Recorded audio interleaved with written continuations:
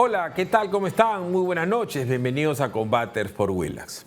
A ver, como les había comentado en días previos, creo yo, no creo estar equivocándome, hecho sea de paso, es un tema de interés público escuchar de repente,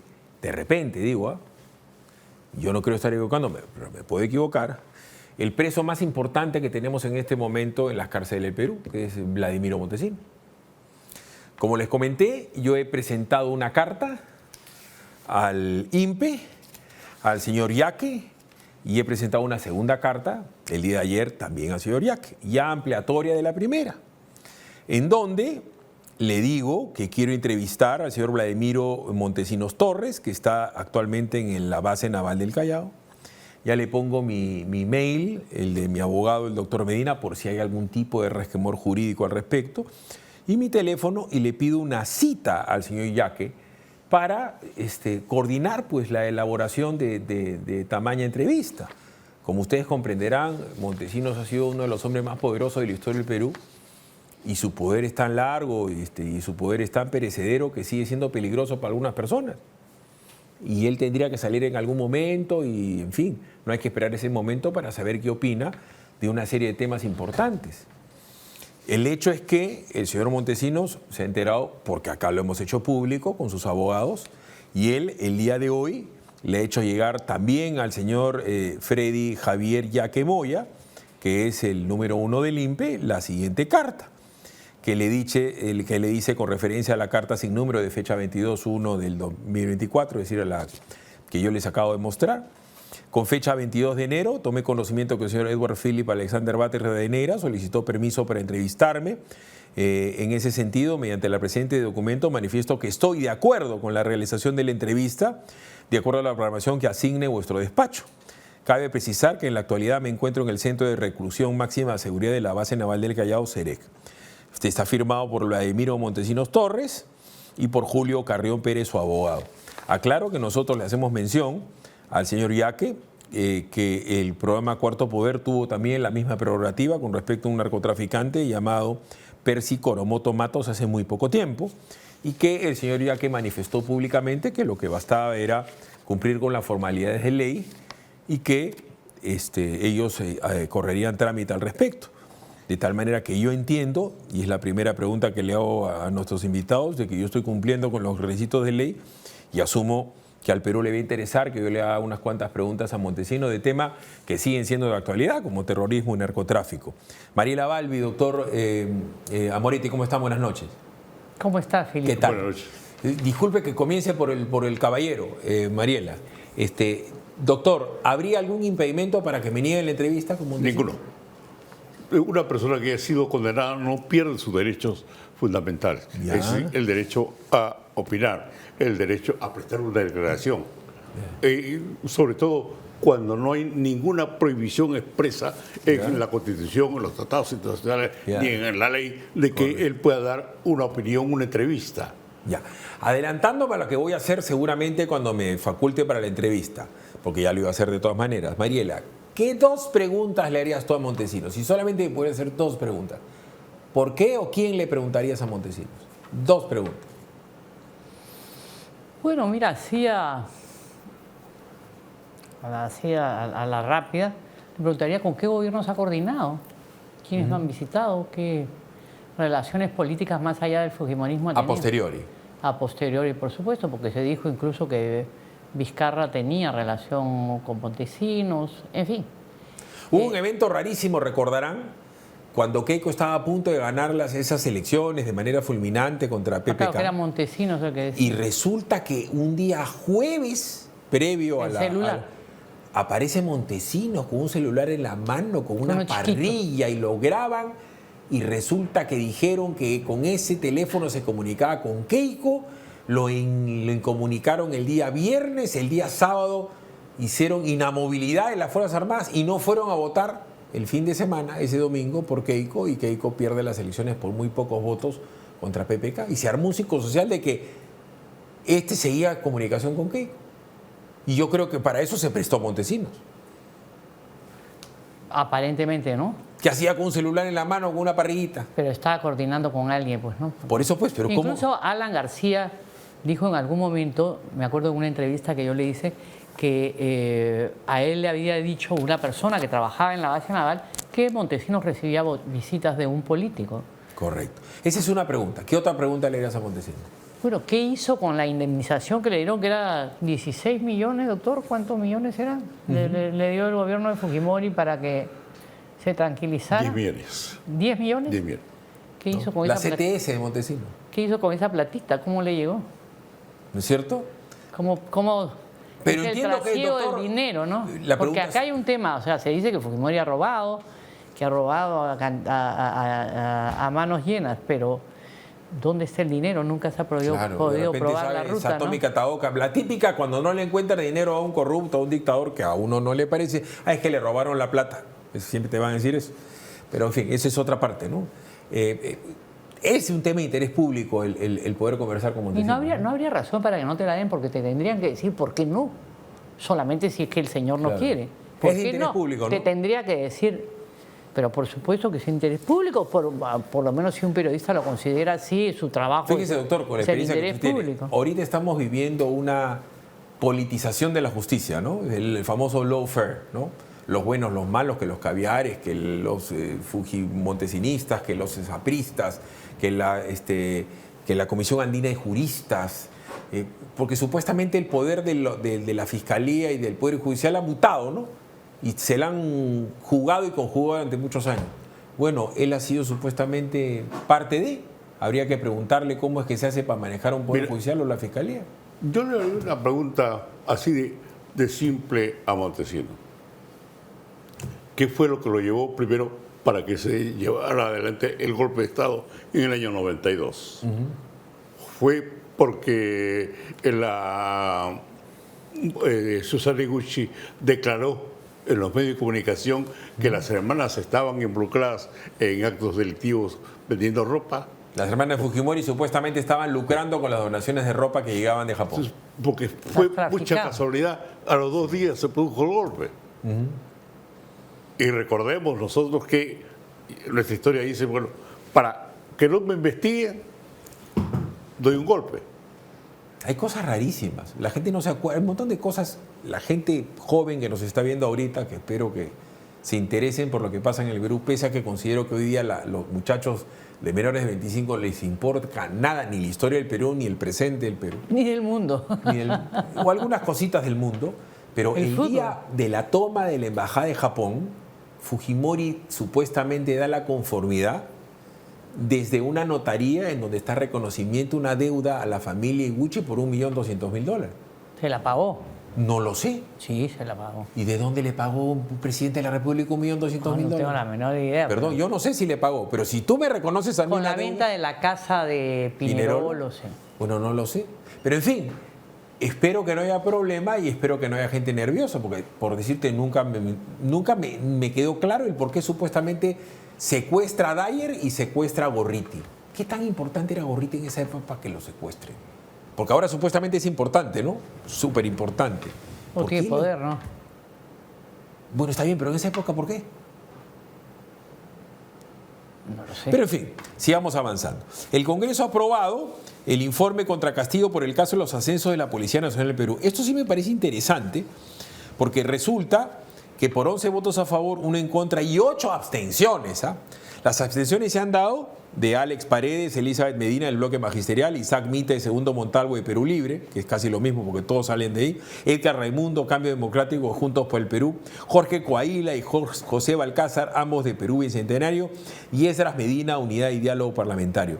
¿Acaso no estamos viviendo un resquebrajamiento de la autoridad policial por incompetencias que presumiblemente podrían ser hijos de nombramientos consecuencia de corrupción? Porque hay veces que no entendemos cómo no pueden chapar, por dar un ejemplo, a determinados delincuentes, o por qué no pueden capturar pues al señor Vladimir Cerrón. De repente los policías que tenemos ahora no son tan hábiles como los otros porque llegaron ahí por... Bueno, eso se ha demostrado con Castillo, ¿no? Que varios han pagado por el ascenso y por eso lo están acusando constitucionalmente, ¿no? O sea, Castillo destruyó el país, no destruyó las Fuerzas Armadas, destruyó no pudo felizmente con la acción de las Fuerzas Armadas y de la policía en cuanto al terrorismo, afortunadamente, porque Claro. hay que reconocerle a ambas, a las Fuerzas Armadas y a la Policía Nacional, que se mantuvieron, digamos, por lo menos reacios, ¿no? Y tuvieron una operación como la de El Braem, y tuvieron una captura como la de la célula de Ayacucho, que es la que organizó toda la toma del aeropuerto, porque esa toma del aeropuerto está grabada, inventariada claramente, ya están tomando, ya están llevando, la camarada Cusi tiene conversaciones, y ese es el correlato de esta agresión a Dina Boluarte. Por lo menos creo que hay que agradecerle eso, pero sí ha habido más que un manoseo en las Fuerzas Armadas. Porque bien doctora acusado. Moretti, todos los que somos mayores de 50, y acá casi todos, menos los camarógrafos, somos mayores de 50, reconocemos en la Policía Nacional una capacidad casi ilimitada de capturar gente, ¿no? A Abimael Guzmán lo capturaron 2 veces, ¿no? En la década del 70 y después cuando lo capturó el gobierno de Fujimori. A Polay lo capturan 2 veces, han capturado a Artemio, han capturado, pues, en fin, a toda la cúpula de Sendero Luminoso, han capturado narcos, o sea, y ahora se hacen muchos problemas por capturar, no sé, pues un ministro que está en televisión dando una entrevista en el programa de Nicolás Lucra, se baja, se mete un carro y se pierde en la avenida Guaylas. O el otro, Silva Villegas. O se les pierde, pues, Fray Vázquez, que era un señor que tenía permanente seguridad del Estado, ¿cierto? No logran capturar a la esposa del presidente, que al día del golpe aparece en la embajada de México. La propia cuñadija estaba en Palacio y se aparece el otro día entrando a la puerta del Ministerio Público. Para no hablar de Sánchez Sánchez, para hablar de Fray Vázquez Castillo. O sea, antes la policía chapaba a todo el mundo, ¿o no, doctor? Claro. Es que recordemos nosotros algo muy cierto, que en la época de Sagasti desactivó inteligencia de la policía. Vino Vizcarra igual, vino Castillo también, vino Dina Boluarte igual. Lo único que al parecer ellos han perseguido es poner a su gente en inteligencia de la policía para que les informe qué es lo que le va a pasar a ellos, no lo que puede pasar al Perú. Y tenemos el resultado es manifiestamente conocido. Correcto. Y objetivo. Vamos a ver tres datos, ¿no? En donde nosotros, la persona que intentamos siempre pensar, terminamos rascándonos la cabeza. Va el ministro del Interior, Víctor Torres, al Parlamento y trata de explicar el por qué ha sacado al número 1 de la... Esta es la explicación que da ya. La explicación es cantinflesca, o sea, acá falta Rucio, que saben ustedes el burro de Sancho Panza, y falta Sancho Panza, porque el Quijote no sé quién es. Veamos. En ningún momento hemos querido manosear la institución. El general Angulo, en su cargo, ha permanecido más de un año, pero han habido falencias en la labor, han habido situaciones que han escapado de su control. Hemos observado el cuadro jerárquico por orden de antigüedad para el nombramiento de general Sanabria, lo cual implica, pues, que no ha habido manoseo en la institución. A ver, voy a volver a leerlo, ¿no? Por si la gente no lo escribe. A ver. Han habido falencias y situaciones que han escapado a su control, y él es el número 1, ¿no? Si las falencias escapan al control del número 1, ya quiere decir que hay un problema institucional. Porque falencias varias, entre ellas, no sé, porque se quede dormida pues la escolta del hijo de la presidenta y los asalten, que no sepan cómo chapar a Fray Vázquez o a Sánchez Sánchez o al propio Vladimir Cerrón, o que no puedan cuidar a la propia presidenta de la República, porque le han jalado el pelo, ¿no es cierto? No digo que le pasaron una guillet por la cara, no digo que le pasaron una tachuela, pero dice que no maltrata a la institución. ¿Por qué lo sacan entonces? Pero ¿qué va a decir el ministro? Que la jefa de las Fuerzas Armadas y de la Policía Nacional es la presidenta. O sea, el ministro, si sacan a Angulo, al comandante general, pues es la presidenta la que lo está decidiendo. Él tendrá pues que tragarse el sapo de la presidenta. Ahora, es cierto que Angulo y este ministro del Interior dicen, y lo dicen varios, no tenían buena relación. Y Angulo perturbó también lo que es la jerarquía policial porque puso en la DIRCOTE a una persona que estaba en un cargo más alto porque tenía más mando de tropa y lo mandó a la DIRCOTE. Nadie estaba contento, pero Angulo tenía odios y tenía rivalidades fuertísimas, tanto con el ministro y está muy ligado a Harvey Colchado. Entonces, ¿sabes qué? Antes de la nota, porque hay una nota en la que vamos a graficar que se pide la renuncia del ministro, quisiera pasar un pequeño extracto de una declaración de Chávez Cresta, que es ministro de Defensa, ¿ya? En donde básicamente lo que nos dice Chávez Cresta es que ha fracasado el estado de emergencia, ¿ya? Lo que pasa es que no dice la palabra fracaso.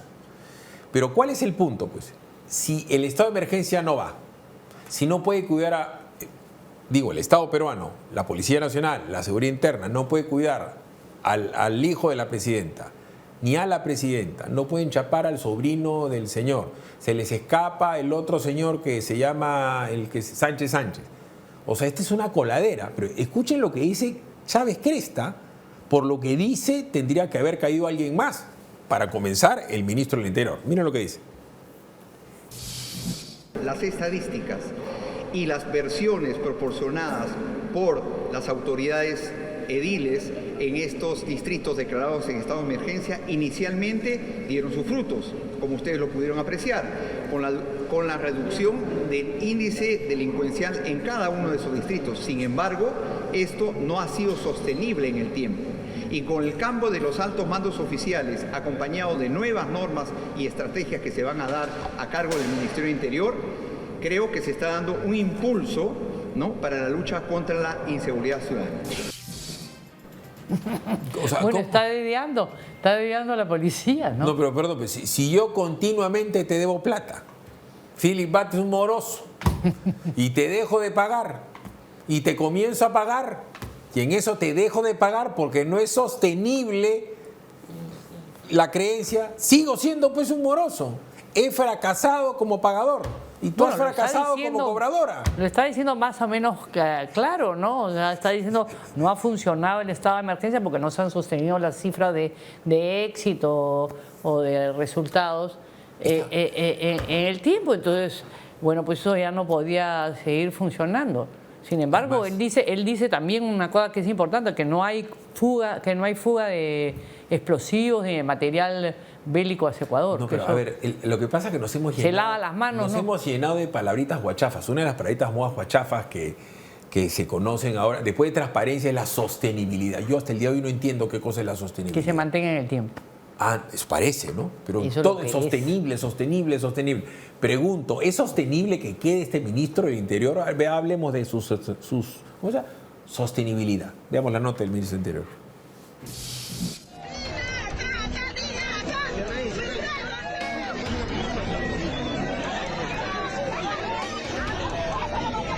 Ha quedado claro que por lo ocurrido este último fin de semana, la presidenta Dina Boluarte no tiene cómo luchar contra la inseguridad ciudadana y tampoco cuenta con seguridad para ella.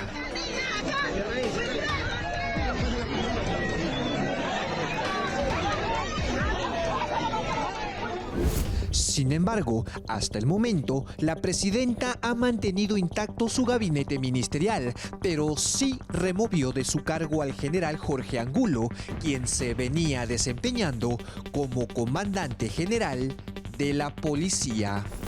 Dentro del nuevo plan de seguridad Perú Seguro, señala que tiene 4 ejes y el cuarto es fortalecer a la policía. De esta manera fortalecen a la policía, maltratando a su institución al cesar en forma arbitraria al comandante general.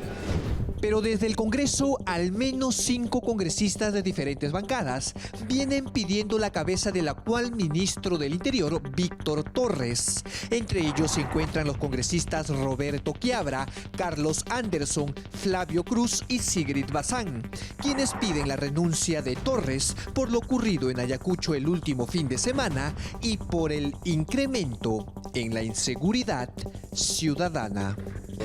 Bueno, eso demuestra pues que no tenemos una seguridad, ¿no? Nosotros hay que primero rechazar la agresión a cualquier ser humano, a las personas, ¿no? Sin embargo, eso ha demostrado que si no pueden cuidar ni siquiera a la presidenta, imaginen que va a cuidar a los 33 millones de peruanos, ¿no? Entonces... Bueno, la decisión del cambio que están haciendo es una decisión política, ¿no? Ahora, las explicaciones que debe dar el Premier de por qué se cambia solamente al general y no al ministro, ya lo hemos escuchado el día domingo, ¿no? Que le dan el respaldo al ministro del Interior. Según la resolución suprema que da por concluida la designación de Angulo, el gobierno asegura que se han evidenciado negligencias muy graves en el control y comando de la institución policial. Me apena decirlo porque yo soy policía de nacimiento y seguiré siéndolo hasta el día de mi muerte, de que el trabajo de la policía no ha hecho posible que desciendan los índices de criminalidad en cuanto a seguridad ciudadana se refiere. Víctor Torres, actual ministro del Interior, se presentó ante la Comisión de Defensa del Congreso, pero no pudo precisar la causa legal que motivó la salida del director de la policía. Respecto a la ley que indica que la seguridad de la señora Presidenta de la República está, la seguridad personal en manos del jefe de la Casa Militar, efectivamente la ley dice eso, la ley. Pero la Constitución señala que la Policía Nacional vela por la seguridad pública. Por debajo de ello está la ley. La pregunta que cae de Madura es si debe o no seguir en el cargo el actual ministro del Interior. Al parecer, sus días en el cargo estarían contados.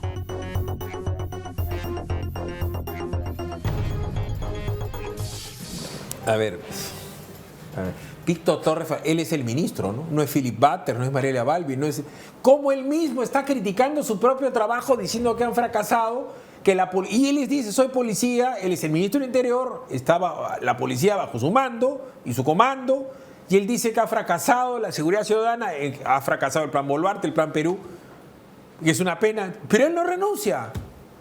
¿Él tendría que renunciar o no? Si él es parte del problema. Indudablemente que sí. Desde el momento que, si yo estoy reconociendo de que la institución que está bajo mi mando ha fracasado, no ha fracasado los de abajo, fracasado también yo. Es obvio. Arriba. De tal manera de que manifestar, ¿hemos fracasado? No. Bueno, si hemos fracasado, me voy pues.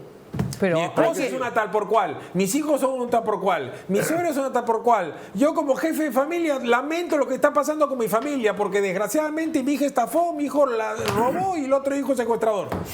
Conclusión, soy un padre fracasado, pues. Pero él habla de los demás como si fuera un comentarista. Hay que decir una cosa, este ministro no fue el que participó del estado de emergencia, nada. Él ha llegado de Relancina hace menos de un mes por ahí, porque Robles ha salido. Entonces Robles, me parece que le están echando la culpa a Robles del mal manejo del estado de emergencia y todo más, y les está lavando. Esta es la política de lavarse las manos, ¿no? Bueno, pero en todo caso le está dejando pésima a Dina Boluarte y al propio Tarola, que ya ahora conversaba con Cristian Jutval, que me decía, Tarola, me decía, me ha gustado esa metáfora que es el guardaespaldas de Messi, ¿no? El guardaespaldas de Taylor Swift, es el guardaespaldas de ¿cómo se llama? De Ricky Martin.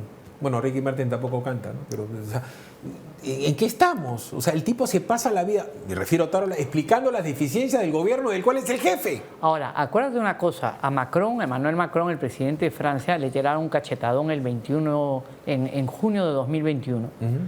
Y no cayó ningún ministro, no fue muy... O sea, lo sacaron y el tipo regresa, si tú ves las imágenes, regresa a seguir dando y saludando la mano, porque sí, era una... Ese señor ha tenido una pena de 18 meses de prisión con 4 meses de prisión efectiva. O sea, que se ha pasado 4 meses en la cárcel, que sería una manera de cantar esto, ¿no? Porque lo que pasa es que acá, a ver, cuando hubo este estupidito de Zeta que le rompió la cara al congresista Burga, la gente le aplaudía. Cuando este Martínez, este guachafo, este que se viste horroroso, se viste peor que Quique Bravo, el congresista este que se arroja a lonazos y a empellones en Arequipa, qué bien que le pega, ¿no es cierto? Entonces, pasado mañana, cuando agarren a cualquier congresista... En Puno también hubo un congresista buchado. Tú no puedes, pues, agarrar a golpes al doctor Amoretti porque te cae mal. Imagínense el doctor Amoretti cuando sale del Poder Judicial. ¿Cuántos jueces y fiscales están expuestos a que le jalen el pelo, doctor? Mira, Es una simple falta. Correcto. Es una simple falta que el propio gobierno no está manejando bien porque van a victimizar a la señora, pero la mayor falta es de que la señora crea que ella es candidata a algo, que puede con los recursos del Estado pasearse por todo el Perú con una portátil, con un tipo gritando alabanzas a la señora, y si van a seguir tirando caramelos, que ni siquiera vaya a un zoológico, no se puede hacer eso, pues. O sea, hay que darle la proporción a las cosas y ocuparnos de los temas más importantes. Y voy a poner varios ejemplos. El día de mañana, ¿no es cierto? El día de mañana continúa el juicio a Toledo. El juicio a Toledo no es un tema menor en la historia del Perú. Es uno de los juicios más trascendentes de la historia del Perú. Es como el juicio a Fujimori o el juicio a Montesinos, como lo va a ser el juicio, como lo es el juicio a Pedro Pablo Kuczynski, el juicio a Ollanta, el juicio a Vizcarra o el juicio al propio presidente Castillo. ¿Cómo es posible que la prensa lo siga tapando? Estamos hablando de un presidente que está en la cárcel por corrupto y como consecuencia del caso Lava Jato se ha destrozado la política en el Perú. Todas las instituciones, ha sido una hecatombe. Y la gran prensa saca de este tamaño el que mañana sigue el juicio a Toledo. El día de hoy, por dar un ejemplo, ha declarado Mario Alvarado, que ha sido el gerente general y mano derecha de José Graña Miro Quesada, Engaña y Montero. No sale en ningún momento en la prensa. Bueno, Toledo ha pedido que se publique el acuerdo de Odebrecht, ¿no? No solamente eso, o sea, algo nos tiene que estar pasando como sociedad y después si la juventud no entiende, claro, porque nadie le explica. No, porque no se informa. Pero ¿cómo se informa si tapan? Tú sabías que mañana te digo, eso es lo que choca más, es que hay un grupo de medios que informan, o sea, que algunas cosas que existen, que son hechos como que esta pared es verde, este escritorio es negro, no dicen nada. No es trascendente, doctora Moretti, en la historia nada de los juicios grandes del Perú, el juicio de un presidente por el cual hay una cantidad de pruebas, pero monumental. Por supuesto. No, y sobre todo, no solamente por el personaje que ha sido presidente de la República, sino por la trascendencia de la corrupción que se inicia con él. Nos quieren hacer creer, nos están agarrando de cholitos, que él pudo haber hecho todo lo que hizo solo. ¿Dónde están los ministros, los viceministros, los del Comité de Preinversión? ¿Dónde están los cómplices de Toledo?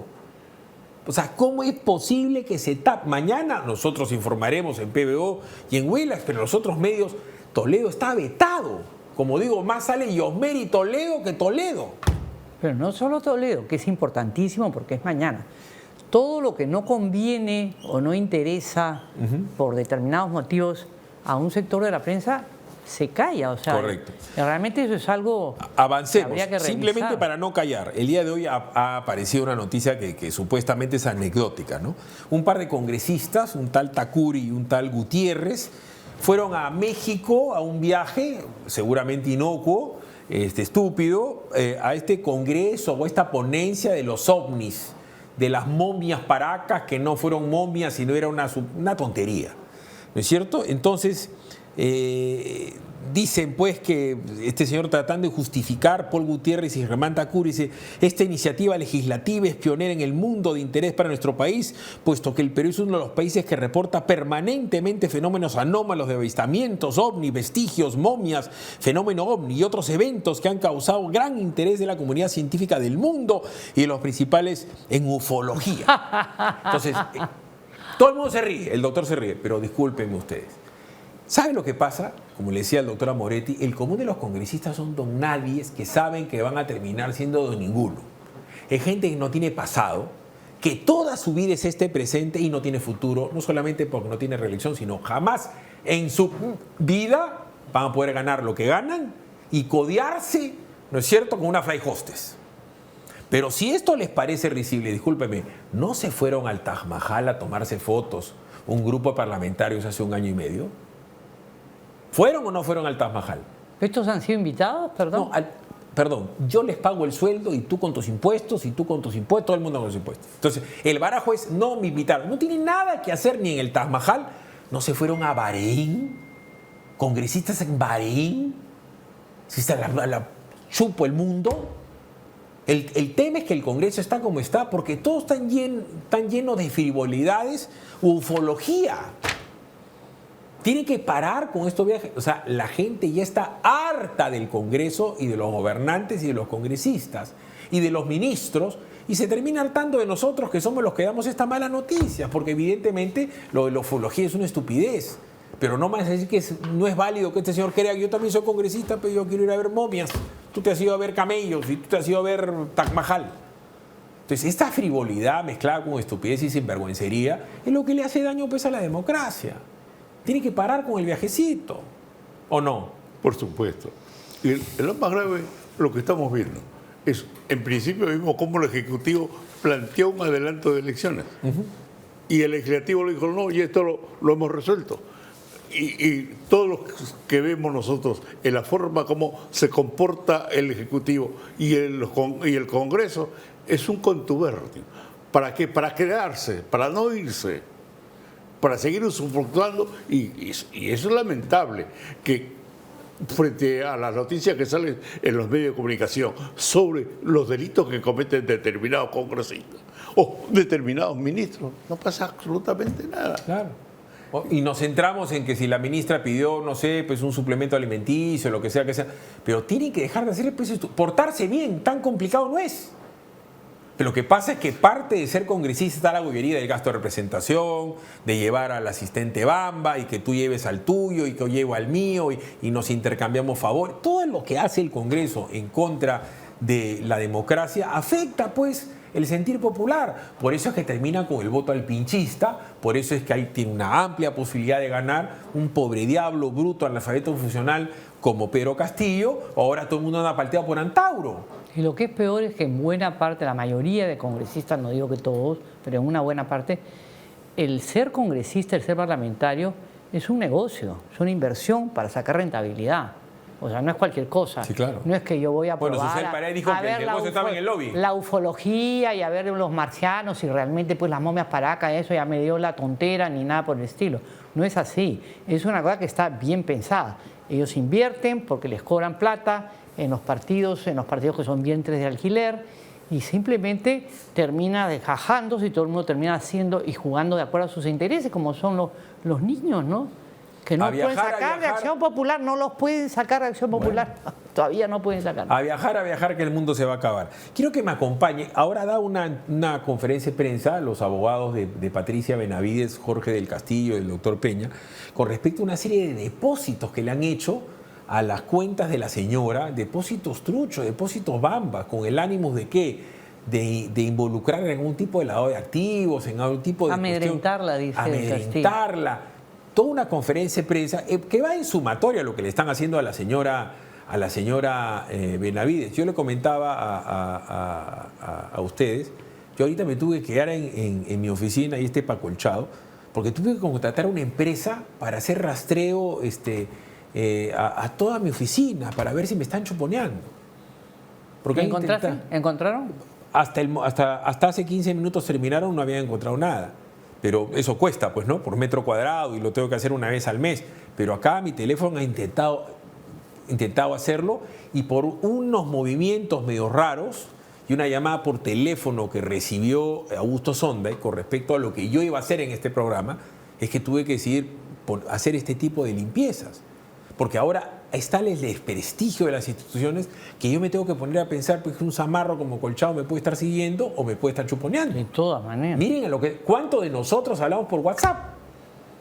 Ahora con los allanamientos, imagínense que cualquier libelo se le ocurre a alguien y entrar a la oficina de Amoretti y levantarle patas arriba a los seguidores de Amoretti, como le han hecho este doctor, ¿cómo se llama? El doctor Aullón, que hasta el momento ni habla ni lo citan. Pero en fin, veamos este tema de Patricia Benavides para comentarlo. Veamos. Este es un acto propio de guerra psicológica, ¿entiendes? Tendrían que ir a buscar a la fiscal a una hora que posiblemente ellos sabían que no estaba para amedrentar a la familia. Hoy, en una conferencia de prensa, la defensa de la suspendida fiscal de la Nación, Patricia Benavides, denunció una suplantación de identidad para cobros indebidos. Aquí tenemos los nombres de las 6 personas y tenemos su ficha RENIEC 06.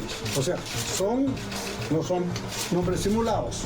Los abogados Jorge del Castillo y Juan Peña señalaron que esta mañana un grupo de 6 licenciados que serían del ejército llegaron hasta la casa de Benavides para increparle por una serie de abonos que hicieron a una cuenta a nombre de Patricia Benavides, a fin de que se proceda con una ley de reconocimiento en el Congreso.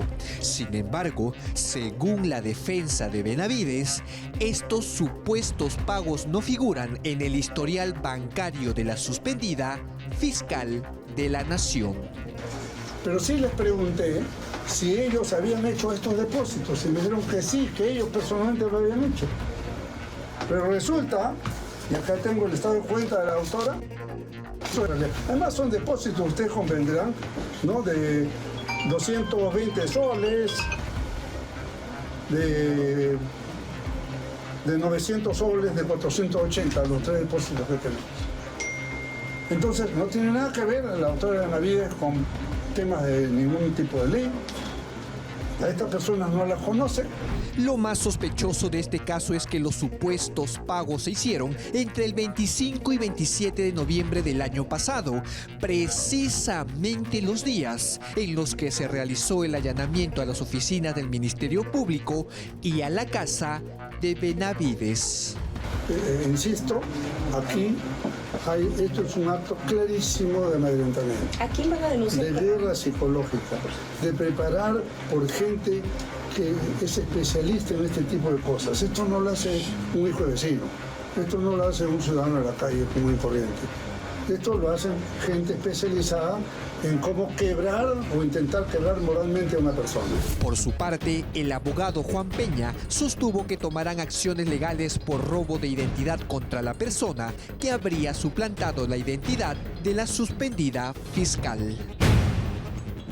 Y nuevamente queda en evidencia de que personas toman el nombre de la doctora para poder pedir favores o para poder beneficiar con favores políticos y en este caso con temas económicos. Por último, la defensa anunció que presentaron una tacha contra la declaración del ex asesor de Benavides, Jaime Villanueva, quien es testigo en el proceso disciplinario que se le sigue a la suspendida fiscal. Entiendo que se ha presentado un recurso solicitando una tacha respecto a esta declaración, sin embargo eso la Junta lo tendrá que resolver dentro del plazo que ellos han estipulado. Las investigaciones determinarán el final de esta historia.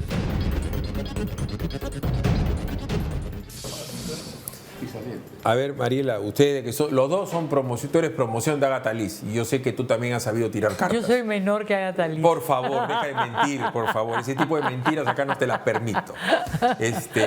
¿Cómo sabes tú? ¿Cómo sabes? ¿Acaso tú sabes cuál es mi edad? Por favor, he recurrido varias veces al Archivo Nacional y manejo perfectamente el carbono 14.